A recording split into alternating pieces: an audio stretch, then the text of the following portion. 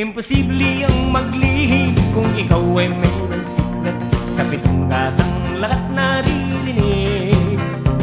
Kung ibig mong mabuhay ng tahimik na tahimik, magpatay-patayang ka bawat saglit. Ito ay hindi chismis na pag-uusapan lang, Irineo, walang labis, walang kulang. Itong aking inaawit, ang tama ay wag